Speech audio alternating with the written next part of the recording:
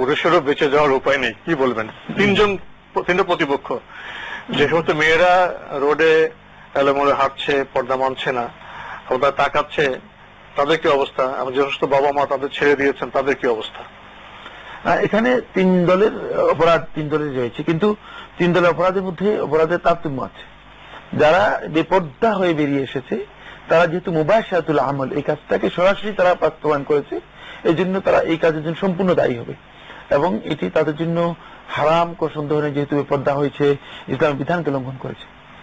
আর বাপ মা আসলে এই কাজের মধ্যে তারা মানে ইনভলভ হয়েছে দূর থেকে, সেটা হলো তারা আসলে দায়িত্ব পালন করেনি। দায়িত্ব না পালন করার কারণে তাদের মানে দূরবর্তী থেকে তারা এখানে এর জন্য মানে ইনভলভ হয়েছে। সুতরাং দায়িত্ব যথাযথ পালন না করার কারণে তারা গুনাহগার হবে, তো কোনো সন্দেহ নেই।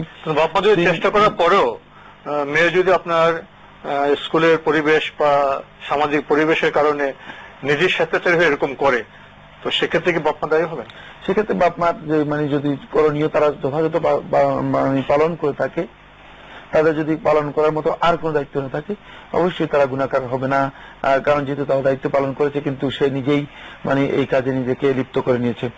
তৃতীয় যে পক্ষটি বলেছে, যেটা হচ্ছে পুরুষ যারা আছে, মানে তাদের জন্য তাদেরকে নির্দেশ দেওয়া হয়েছে তাদের দৃষ্টি সংযত করার জন্য। সুতরাং দৃষ্টি সংযত করতে হবে তাদেরকে। সেখানে যদি সংযত না করে থাকে, ওই তিনি অতিরিক্ত এই দায়িত্ব মানে এই নির্দেশ লঙ্ঘন করার কারণে তিনিও গুনাহগার হবেন। পর্দা তো পুরুষের জন্য আছে, তিনি তার দৃষ্টিকে সংযত করবেন, পর্দা নয়, সেটা হলো দৃষ্টি।